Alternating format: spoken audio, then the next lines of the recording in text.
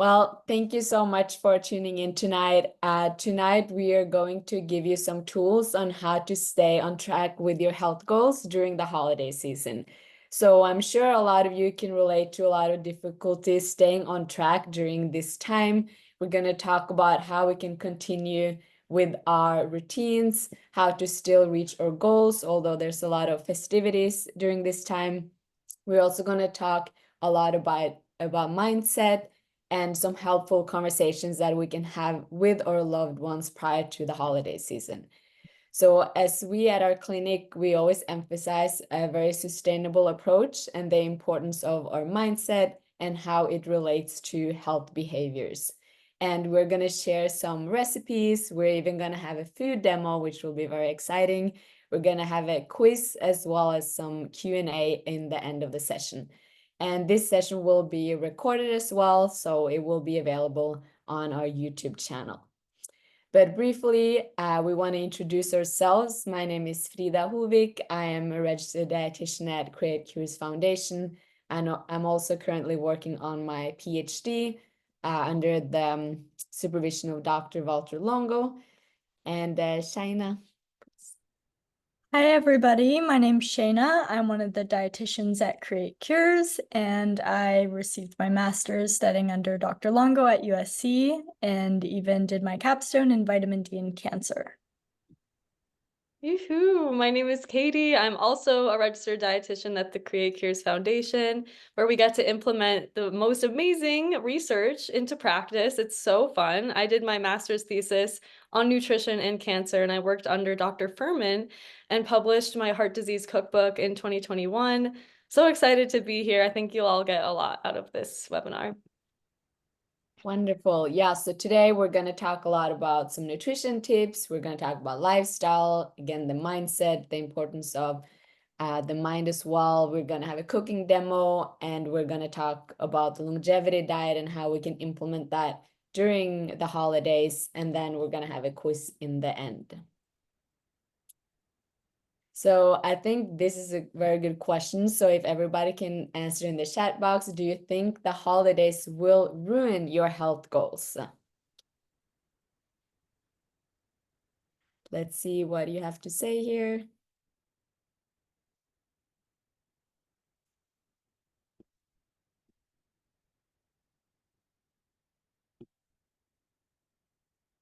See, maybe, yeah, I think a lot of people, maybe some people, if they have a plan, they may not think it will ruin, but for a lot of people, if you don't have a plan, it could definitely challenge. Yes, that Annette says, thank you. So let's see today if we can change the narrative of maybe the answer to this question. So then I will pass it over to Shayna. Thank you, Frida. So let's talk about nutrition. I know that during the holidays, like we were saying, it can be really tough to keep up with our goals, especially when we're with all of our family and so many dinners. It can be really tough, but there are things that we can do. So let's discuss. So first of all, hydration. Hydration is important every single day of the year, but it's so important, especially through the holidays, to make sure that we're hydrating properly. So hydration is so important for maintaining the health of our entire body. It's crucial for the lymphatic system, which is a major detoxification system of the body. It helps us metabolize nutrients and even ensure delivery of nutrients around the entire body. So you should aim for about 8 glasses a day at the minimum, and more is encouraged. But because when we're hydrated, we also might mistake our hunger for snacks as your body's saying that it needs more water. So it's important to be intuitive about, am I hungry or am I just thirsty? So some ways that we can have some fun ways to hydrate during the holidays is having a mocktail. We can make a really great one I love is sparkling water, unsweetened cranberry juice, and lime. This is a really great drink. You can also have herbal tea like peppermint, ginger, hibiscus, and chamomile. And this is so great, not just for hydrating, but also it gives really great benefits for our bodies. And then the next thing is building your plate. So I often hear, and we're all susceptible to this, but especially during Thanksgiving, everyone says, oh my God, I ate so much, I feel so tired and kind of gross. But it's because we're kind of not really thinking about building our plate. So it's actually a really great opportunity, especially at Thanksgiving, when you can build your own plate to make it in a really healthy and sustainable way for you. So aim to have about half of your plate be full of vegetables. And luckily, there's tons of side vegetables to have at Thanksgiving. So really try to make that most of your plate. And then on the other half, divide that between your grains or your carb and your protein. And also make sure to make it colorful. So a lot of times at Thanksgiving, we could be drawn to those beige colors and those grays, and really kind of having those colors is not going to give us as much of those phytonutrients as, let's say, reds or greens or blues can give us. So try to add some color. Another really great hack to maintain our blood sugar during Thanksgiving is having your veggies first. So I'm not sure if you guys are aware, but if we actually combine our food in the right way, we can really balance our blood sugar. So if we have our carbohydrates with a fiber first, or a healthy fat like avocado, nuts, seeds, olive oil, or even protein, if we have that before we have our carbs, it'll actually slow the digestion of the carb, which is glucose. So we'll actually help regulate our glucose during Thanksgiving, which is great and won't give you that crash in a few hours. Another great hack that we can do is have a tablespoon of apple cider vinegar before the meal. So what is great about vinegar is it actually temporarily inactivates the enzyme called alpha amylase, which actually breaks down starch. So this also penetrates the muscle, encourages your muscle to make glycogen faster, which means that we're uptaking the glucose even more efficiently. So there's less glucose circulating in your blood, which means that, again, you won't have those roller coaster glucose spikes. So a way that you can incorporate this in your Thanksgiving is either have a tablespoon of apple cider vinegar in a glass of water and drink that like an hour or 30 minutes before the meal, or you can also have it in a salad. So incorporate it in your salad dressing, and then eating those veggies first will really help with your blood glucose. Another good topic around Thanksgiving and the holidays is alcohol. So we're with all of our family, everybody's, I'm sure, bringing alcohol to the dinner. But really, it's important, if you are going to drink, we're not recommending that you do, but just try to be as mindful as you can. So we want to limit it in order to reduce our blood sugar spikes, because alcohol and alcoholic beverages are really sugar and they really can affect our blood sugar. And also trying to reduce it to reduce our cancer risk. We want to make sure that when we are having alcohol, having it with food. So not having it alone, again, to help with that blood sugar. So having food first, never drinking on an empty stomach. When we're talking about alcoholic beverages, again, not recommending it, but be mindful of the size of the drink too. So 1 drink a day is recommended for women, and this is actually 5 fluid ounces of a wine. And then for men, it's about 2 drinks per day. This is just to try to minimize cancer risk and other risks as close as we can. If you are going to have alcohol too, a dry red wine actually has the most antioxidants of all the wines. So this is like a Pinot Noir. And yeah, this is just if you're going to choose alcohol. One of the last tips I have is to eat until you're 80% full. So in Japan and Okinawa, which is one of their blue zones, they have this strong cultural practice called ara achibu, and it involves eating until you feel that you're 80% full. So oftentimes, and I know we can all be susceptible to it, but we'll feel like we're eating like 120%, which is not, it just doesn't make us feel great, right? And it obviously means that we're overeating. So if we feel that we're eating around 80%, this means that you're satisfied.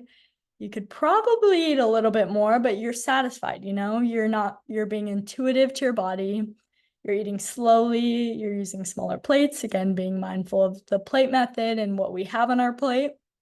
And really, this is the best way. And it's a practice that's been going on for hundreds of years to prevent overeating. So I want to ask you guys all, after talking about this, what are some healthy habits that you can do during your Thanksgiving meal? So comment down below. Let's see.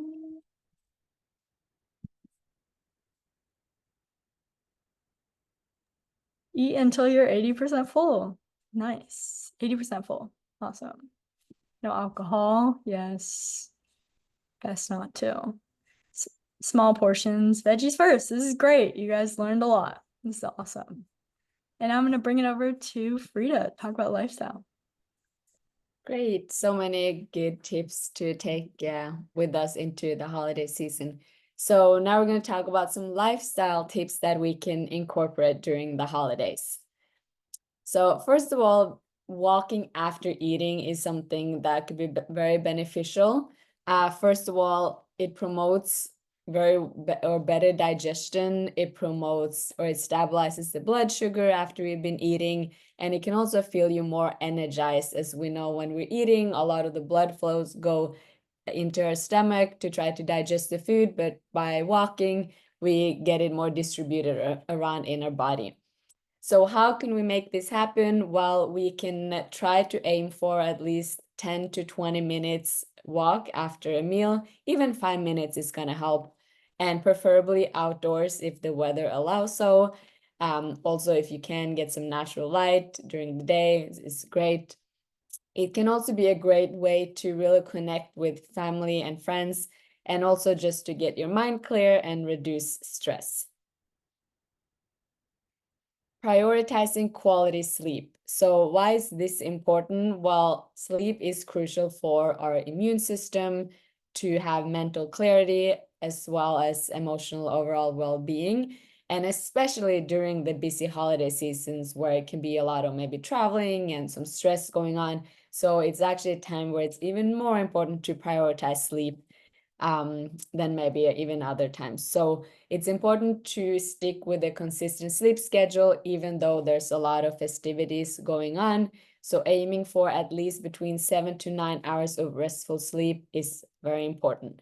And some way or some tips to do this is to create a calming bedtime routine, try to limit screen time, try different relaxation techniques such as meditation. And then one of the longevity diet advice is to have a minimum of like 12-hour fasting window. So of course, the Thanksgiving meal may be a little later, but it's still important to try to finish the meal right before you go to bed at least. So at least 2 to 3 hours before you go to bed, and then don't eat before at least after 12 hours. So you sleep overnight, and then in the morning you have breakfast. And this is also going to improve the blood sugar as well. So when we talk during the day, a lot of people may think, oh, I'm going to have this big meal tonight. I'm not going to eat all day. But this can actually lead to that somebody will overeat when they're first eating. It could also lead to maybe some mood swings during the day because you have low blood sugar. So it is important to still eat as you would on a normal day, and even have a snack before the big meal, because then you won't overeat the main meal.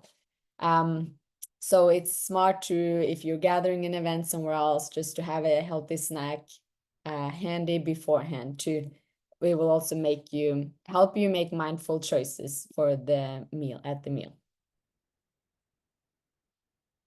So this is an interesting question. So, do you brush your teeth on Thanksgiving?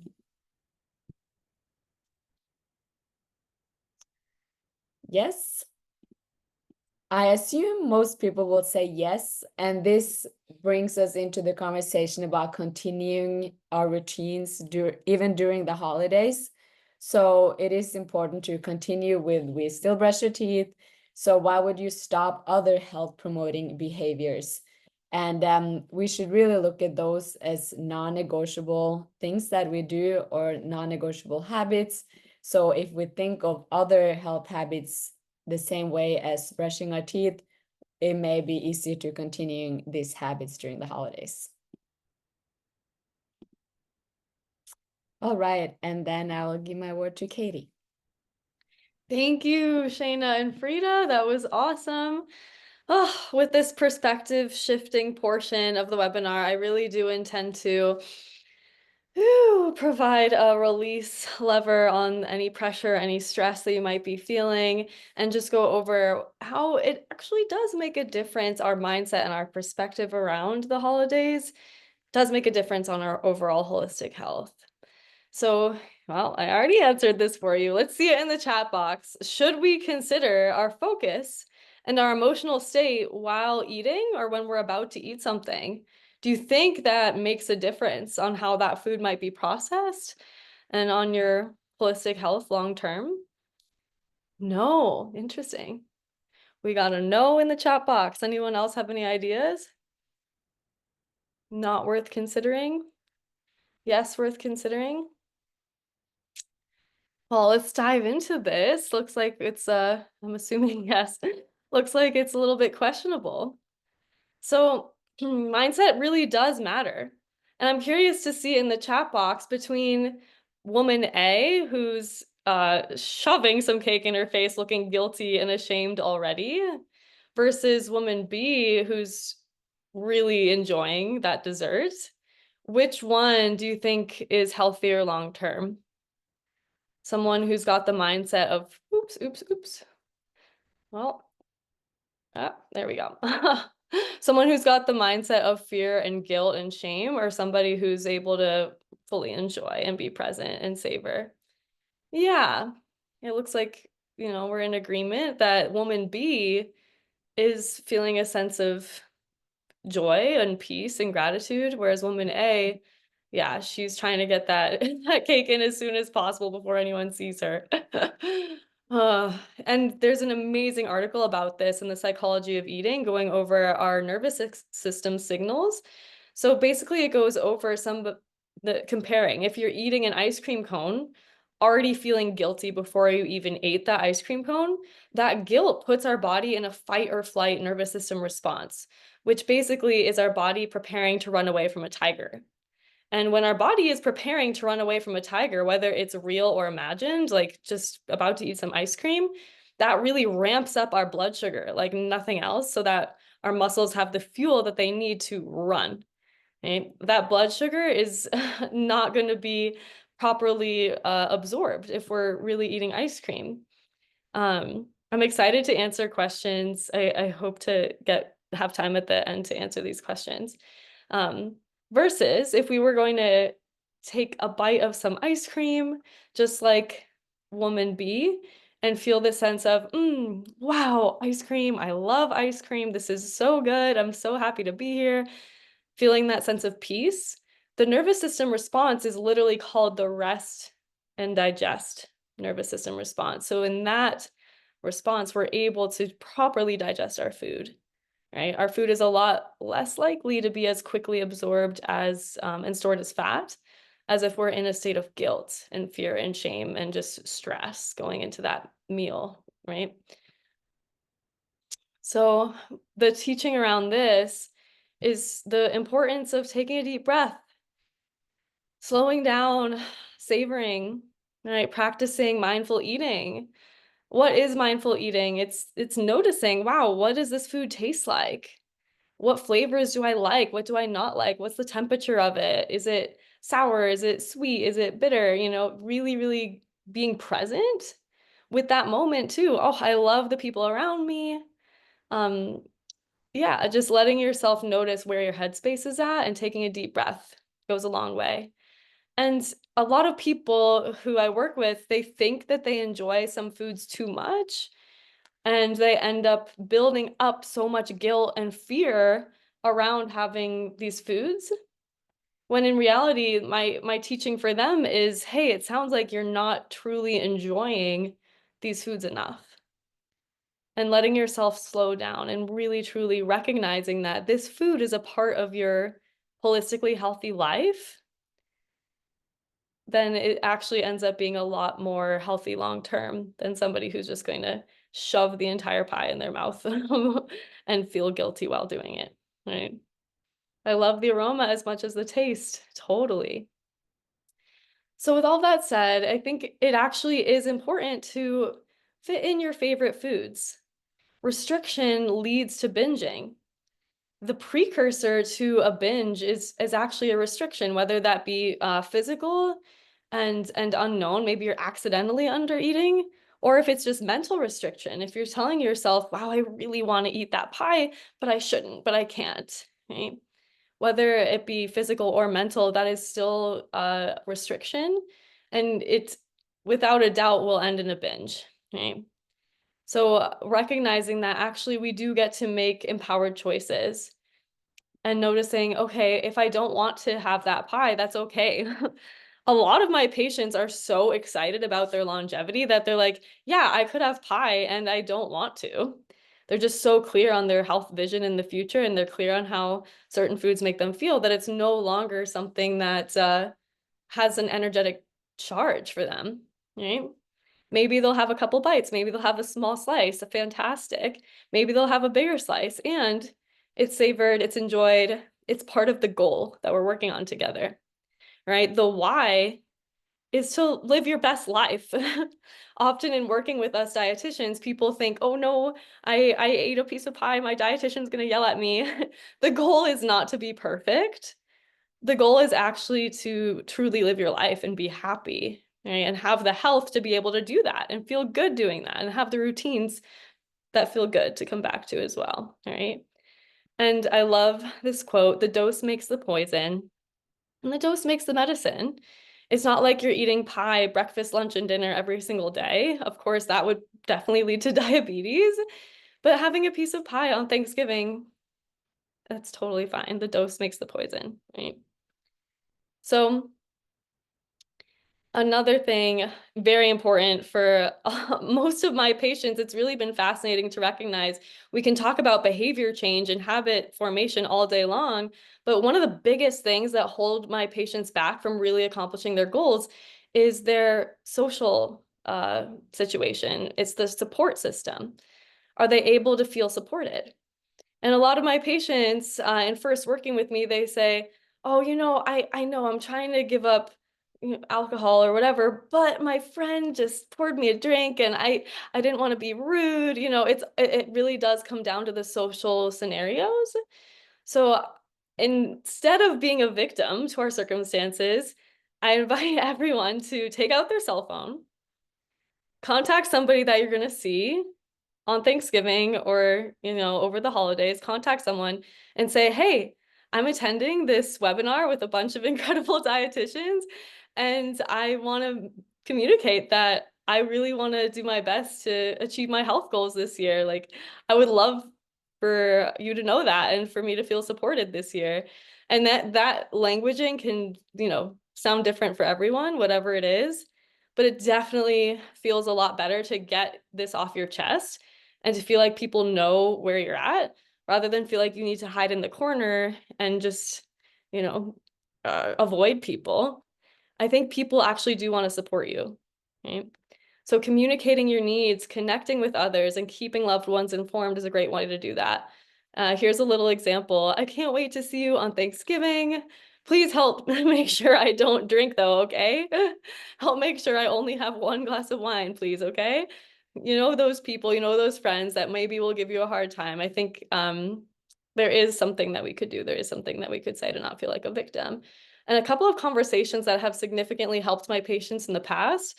One example, this patient doesn't want to hurt their partner's feelings, but really wants time alone to exercise.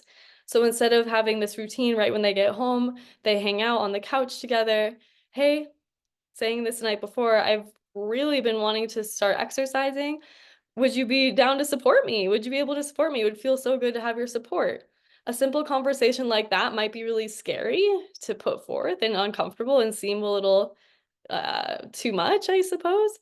But our people in our life actually want to support us. I'm sure that partner, and this did happen, this partner was like, oh my gosh, of course, I want to support you. And it ends up inspiring people too, right? When we take care of ourselves. Another example, a friend that usually drink and eat a lot with, hey, I'm excited about getting closer to my health goals and need to make shifts in my life. I love, you could really have fun with it and laugh about it. You could say, I love eating so much. I love drinking with you. And gosh, I really, it's crazy hard for me to say this, but please, I'm doing my best. Please support me. Want to go for a hike instead. Just let people know how you're feeling. Let people know what you're going through. And I think it'll bring a lot more connection than you might think. And something that we touched on earlier, this idea, this question, should we consider our emotional state? Should we consider where our focus is at? Should we consider even our mindset, our beliefs before eating? Do you think that makes a difference?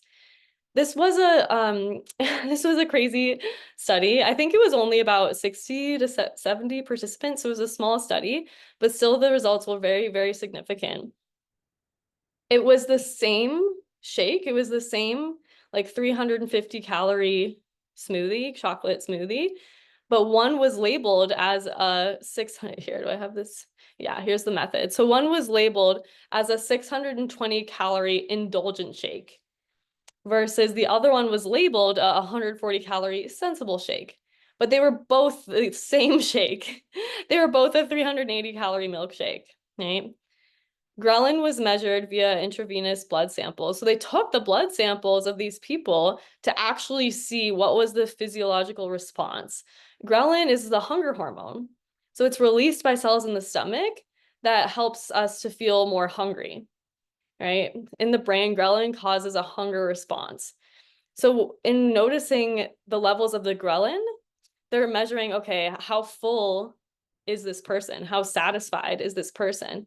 From eating the same calorie milkshake doesn't make a difference if it's labeled indulgent or if it's labeled sensible.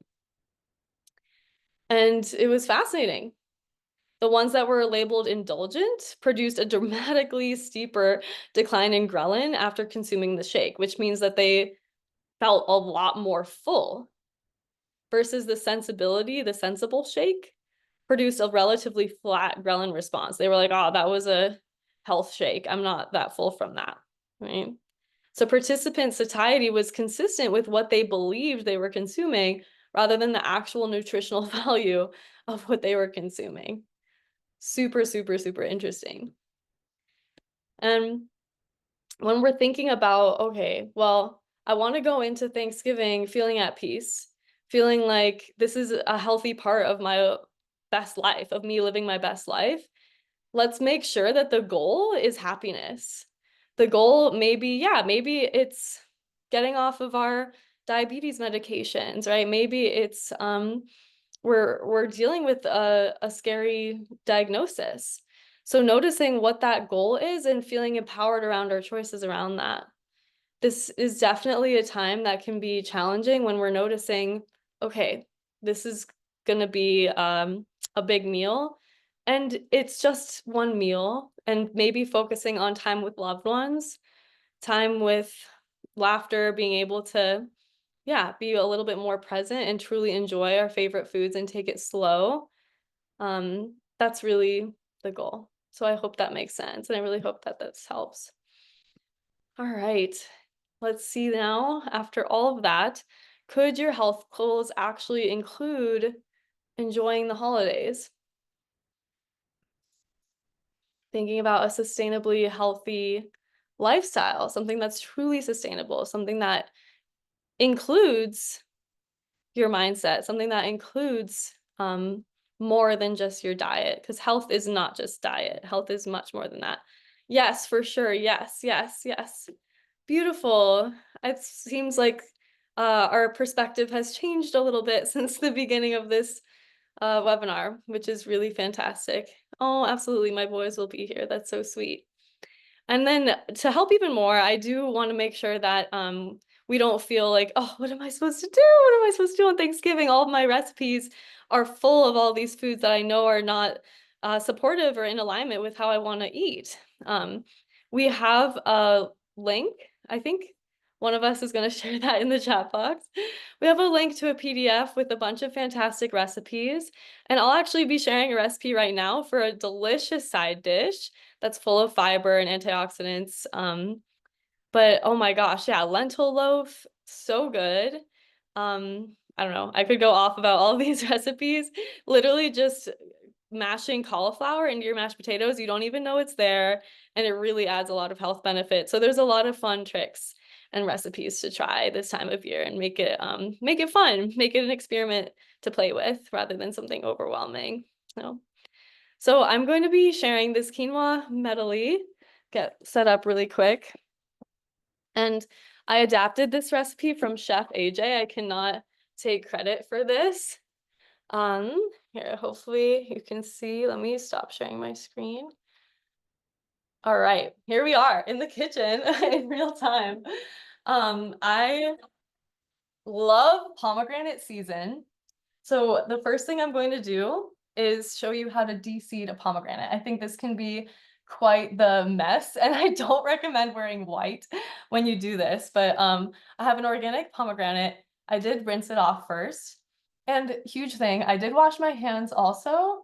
Very important, food safety. Also recommend putting your hair back, that kind of a thing. But yeah, keeping things clean. You can see, we're gonna cut this in half. Wow. So beautiful. Yeah. And then in order to get the seeds out, I was actually going to do this recipe in a bowl like this, but for the purposes of this, I'm going to use this clear bowl so you can see everything. Beautiful pomegranate. See all those colors? That purpley red color, those are anthocyanins, which have been shown to help with cognitive function. Absolutely incredible. Putting it face down in our palm like this, I'm going to squeeze all the way around just to kind of loosen it up. Right? And we've already got some of those beautiful jewels coming out. So squeezing all the way around. And then this is the fun part. If anybody plays the drums, you're gonna be really good at this. So taking a big spoon, just like this, and whacking it all the way around. And they just fall out super easy. Let's see. Wow, that took barely any time. So see how I just rotate it as I go? And it's empty. You see that? There's maybe a few in there, but that's really quite empty. You know, that took, I don't know, 30 seconds. So I like to do the pomegranate first because I don't like to lose any of the juices in there. And then I don't like to measure. This recipe is very forgiving, so just you can put more or less whatever you like. I have pre-cooked quinoa that I cooked last night. Leftover whatever grain in the fridge is going to be great. Quinoa is amazing because it's higher in protein and it's a great source of iron and fiber. So we got to get more whole grains in. If you attended our immune boosting webinar, all about how important it is to get prebiotic fiber to feed our incredible gut microbiota. Whole grains are king. Whole grains are a great source of fiber. So that's like quinoa, oats, even the whole wheat, rice, brown rice, that kind of thing. So I'm going to dump all of this in. And that was just half of a pomegranate. I do have more pomegranate seeds here that I already prepped. I'm just going to put some more in. And then we've got, you can use whatever herbs you like. And so fun to try to experiment. Instead of using salt, using herbs. Herbs are so full of flavor, and there's a lot of beneficial health properties, of course, as well. It's always a good idea to try to get in more greens. That green chlorophyll really protects our DNA from damage and protects against cancer. So I'm always recommending all my cancer patients, gotta get in more greens every day. So we've got about a half a cup of parsley, a half a cup of cilantro, And then, yeah, I love this with mint. If you don't like cilantro or if you want to switch it up, mint is so delicious. And I also have scallions. I wanted to say I recommend all my patients, especially my cancer patients, to eat some raw onion or raw garlic every day. So the alliinase enzyme in scallion, shallot, leeks, that raw enzyme is very antibacterial, antifungal, and it's obviously very flavorful. So really, really fun. And then, okay, this recipe calls for those green raw pumpkin seeds. Today, I don't have any pumpkin seeds. Instead, I'm using sunflower seeds, raw sunflower seeds, and raw walnuts. They're all amazing. I love raw sunflower seeds because they're the best source, one of the best sources, maybe wheat germ. It's a little bit better of a source. Best source of vitamin E. Vitamin E is a fat-soluble antioxidant that it's really good for our skin. If you see people with glowing skin, they probably eat a good amount of avocado. You know, they probably have a good source of vitamin E in their diet. And sunflower seeds, raw sunflower seeds, great source. Yeah, protecting our cell membranes from damage. Also, the walnuts, great source of omega-3s. So omega-3s convert to DHA, which is the most abundant fatty acid in our brain. All right. So some walnuts, some sunflower seeds in there, and then raisins. A lot of recipes call for craisins or dried cranberries. I really prefer to use raisins because there's no added sugar. And of course, the resveratrol in the skin of red grapes. Love that. Really good antioxidant, shown to protect against heart disease. And then lastly, just some lemon juice.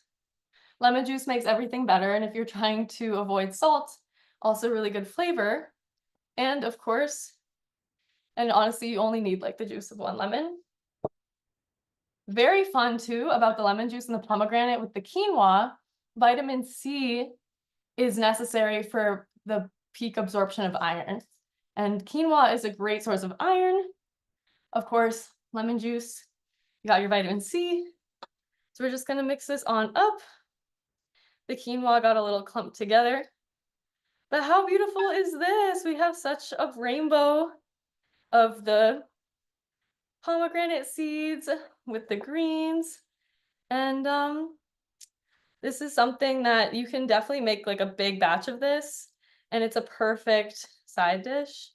Here, I'm gonna bring this closer so you can see. Look at how good that looks, right? Yeah, I really hope that this inspired you. Very, very simple, easy to make.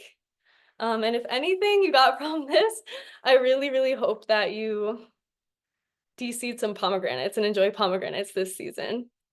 All right, let's see. Ooh.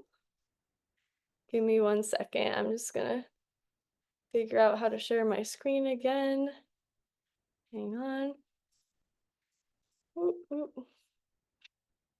Yeah, sorry, the slideshow mode kind of messes with me. Where'd it go? I don't know where the presentation went. I'm so sorry. How do I get it back? Here we go. Thank you for your patience, everybody. Let me share my screen. Thank you, thank you. 1 second. We're so close. Okay, here we go. Awesome. And this recipe is included in the PDF also that we provided. That was amazing, Katie. Thank you so much. So that was a great pantry meal. I have almost all of those ingredients right now. So and again, it's crazy how much our attitude towards food can actually affect how your body digests the food. So I love that milkshake study, and really understanding how we feel about our food, it will affect exactly how our body feels. So now that we've learned about nutrition, lifestyle, mindset tips, these are key takeaways. So let's go over them. So we talked about the 12 to 14-hour overnight fast to give our body time to rejuvenate and not digest overnight. This is really essential for the longevity diet and really just a great hack that everybody should do. We talked about our plate, so making it mostly plant foods to give all those antioxidants and polyphenols, phytonutrients that we really can get from plants. We talked about not skipping any meals on Thanksgiving, so really making sure that we're not making ourselves restrict and really just nourishing our body. We talked about prioritizing quality sleep, really making sure that sleep is so important for the brain, for the gut, for our whole body, and making sure that we get our sleep.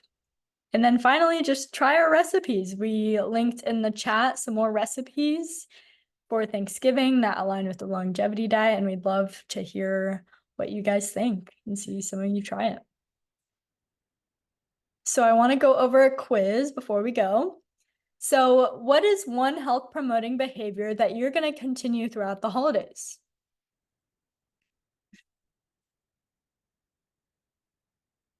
Apple cider vinegar. Let's hear some more. Veggies first. Yes. Yeah, we learned so many hacks about how to just optimize our blood sugar so that we feel good after Thanksgiving as well as before. Small plates, improved attitude, no guilt. Yes, I love that. Amazing.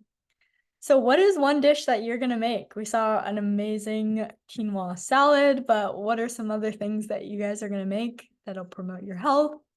Maybe some nostalgic foods that you guys have been making for years and years. Let's see.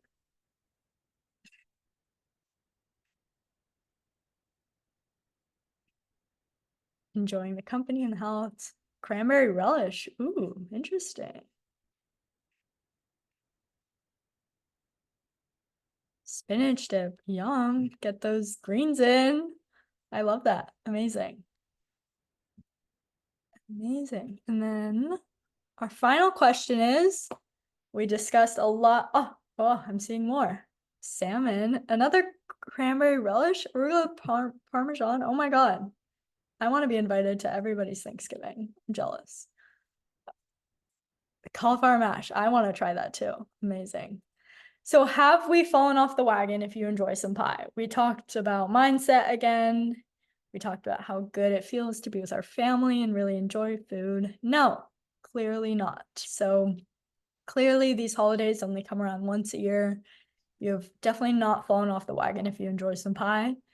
But it's also important to keep our rituals and our healthy habits going throughout the whole year and not just January to November. All right. Great, thank you so much. So just a little bit about our clinic, Create Cures Clinic. So we are a nonprofit organization, and we do have annual programs that we offer where we are offering ongoing support as well as monitoring. And we do have a very integrative and a personalized approach. So trying to really create as personal and individualized plan as possible. We do collaborate with all the dietitians on the team, with the molecular biologist, as well as Dr. Longo. And some of the programs do have the opportunity to even include Dr. Longo himself, as well as our molecular biologist directly on your particular case. So before we're going to have some Q&A, please check out our website. We do take new patients, so it's possible to do that on our website or send an email to the email listed here.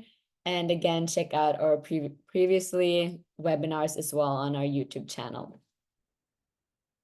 And we are going to have a survey at the end of this webinar, so please fill it out. But meanwhile, we do have some time for some questions. So any questions you have or thoughts or anything you want to share, please put that in the chat box.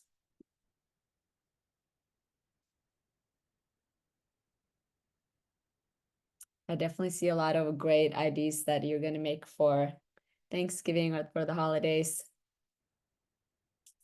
And yeah, we also shared the recipes. Please check those out. A lot of great recipes for the holidays. I do want to share is if it's yeah, I noticed some people when it comes to these recipes, maybe it's your favorite recipe that you've made for years. And it's possible to healthify it a little bit using olive oil instead of butter, that kind of a thing. I know the lentil loaf, that is so good. Everybody should try it. There's a really good no sugar added ketchup made by True Made Foods. I think Primal Kitchen also has a healthier ketchup. So things like that. There's just healthier options, even with cranberry relish. There's a really, really yummy cranberry relish recipe made with dates and a little bit of orange or orange juice. And blending that up, it's so fresh and so sweet and delicious, but there's no added sugar in there. So yeah, I just hope that that can help inspire people that you definitely can for sure have fun enjoying your favorite foods, and there are ways to play with it. Just saying. And yes, it would be okay to add some olive oil to the quinoa salad. Totally. Okay.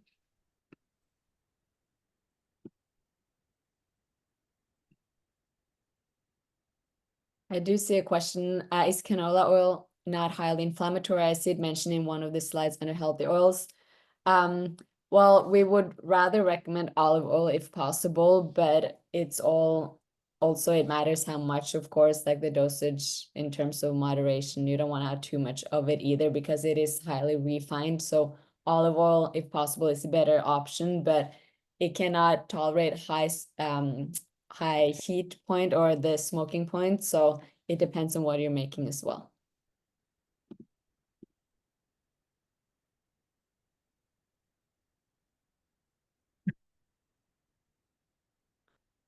All right. A lot of feedback. It looks like there's a couple of questions in the Q&A box, but I actually am not able to open them. I don't know if Frida or Shayna, if you're able to see those questions. Yeah, I answered one of them, and then the other one, it says red lentils or what? Red lentils can definitely be used in a lot of recipes. That's a great source for sure. Yeah, red lentils are amazing. Actually, those would be, if you had green lentils, any color lentils would also be fantastic in this salad. If you have some cooked. Well, everyone learned all the things. I guess they don't have any questions. Does turkey make you sleepy? Yes, turkey does have tryptophan, which is it's a component in turkey that's higher in there than other types of meats, and it can make you sleepy. But again, using the nutrition hacks that we've talked about, like having your veggies first and having your turkey or your protein be like a fourth of the plate, we can kind of minimize this. Also, like Frida was talking about, when you can, if you walk after your meal, you'll really help with your blood sugar and really getting that blood not just to your gut, but all over your body. So I think that would really help in preventing that sleepiness. Amazing. Someone had red lentils tonight. That's great.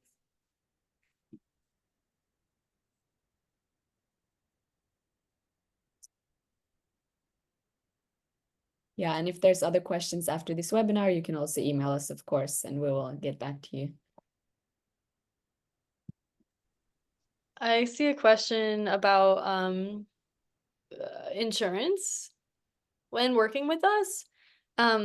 Unfortunately, we don't have control over whether or not insurance will cover.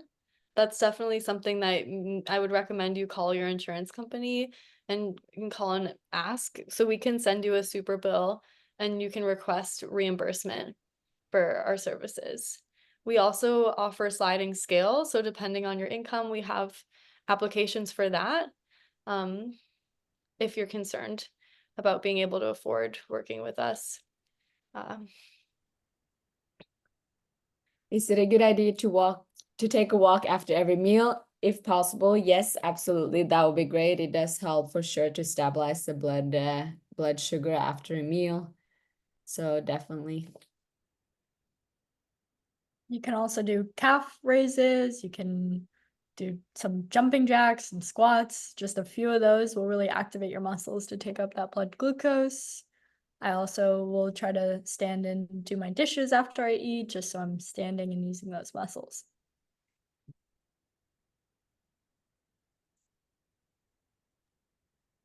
Oh, this is awesome. I did 6 months of Dr. Longo's fast during chemo and had many fewer side effects of chemo. That's so awesome. That's a dream come true to read a comment like that. I'm so glad to hear that. It's really awesome getting to implement research around this and helping to reduce side effects of chemo. Um, so awesome. Well, we're at your disposal if anyone has any questions. We have about 9 more minutes. Oh, so awesome. That's really fantastic. So glad to hear that. Hmm. Yeah, I guess everyone is, we like to dance. Oh yeah, kitchens are for dancing. I recommend everyone blast music and dance to get their blood sugar in control, after that meal. So I awesome. just see a couple of questions here in the Q&A. Would the lentil loaf be side dish or could this be the main? So it all depends on like how much you would eat of it. And I know in this case, somebody's not eating the turkey, so then it could be the main dish. But if it's just a small portion, maybe a little side dish. So it all depends on kind of the context of the meal. What else are you going to eat?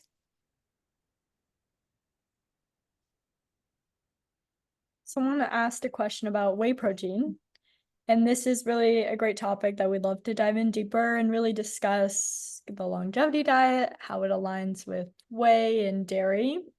So please reach out to us if you'd like a more comprehensive answer and some more support. But in general, whey protein can be a lot harder to digest if you might be dairy intolerant. And then in terms of a plant protein like soy or any nut protein, that might be better for our aging and other conditions like that. I see a question. How about doing an FMD after Thanksgiving? Um, that's a great question. And it would seem like, oh yeah, let's just stuff our faces because we're doing a fast afterwards, right? It's actually going to be a lot healthier long term, and short term. It's going to be a lot healthier to make sure if you're going to do an FMD after Thanksgiving, that you're thinking of it as a part of your holistically healthy life.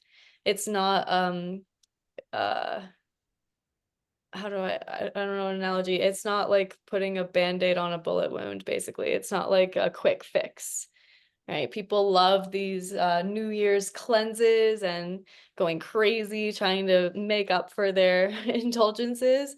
But instead of having this roller coaster of eating a ton and then fasting and eating a ton and fasting, it's actually going to be a lot healthier to, yeah, fast overnight, 12 to 14 hours, continue your healthy lifestyle, sticking to your routines.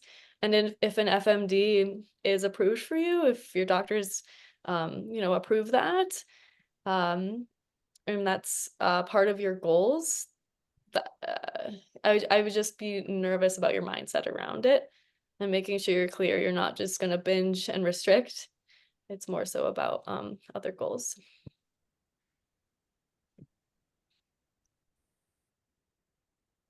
So there's a question, won't exercising after meal affect digestion adversely, especially if it's not mild like walking and more moderate in intensity?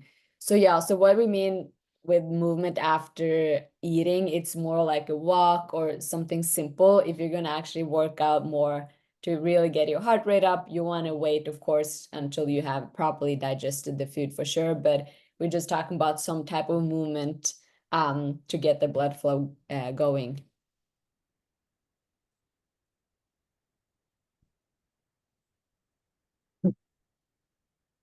And then I saw a question about a soy yogurt recipe with an Instant Pot. And that sounds amazing. I think I'm already seeing there's tons of recipes on the internet that you can use.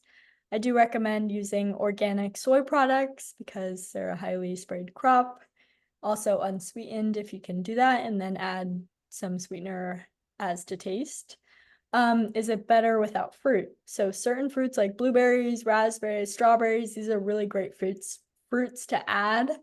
to your yogurt. So they give us a lot of phytonutrients, anthocyanins, really great for you, really great antioxidants. So I do think fruit is, in moderation, really great for you. Yes, we also focus on gut health at our clinic. So any gut challenges, we definitely address. That's a huge part of our practice and our clientele.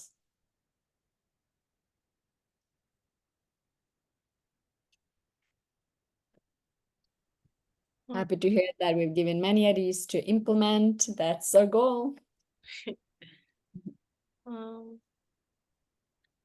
Yeah, Eden brand organic soy milk is great. Yeah, we love unsweetened organic soy milk and soy products. And I guess piggybacking on the lentil loaf, that can totally be a main. It's like a meatloaf. But like I said, some of these recipes call for things like ketchup, and sometimes ketchup can, of course, have a lot of high fructose corn syrup. So there's a lot of good ones to try on the market. I really like the True Foods Kitchen one, or True Made Foods. Yeah, True Made Foods. There's no added sugar. It's really good.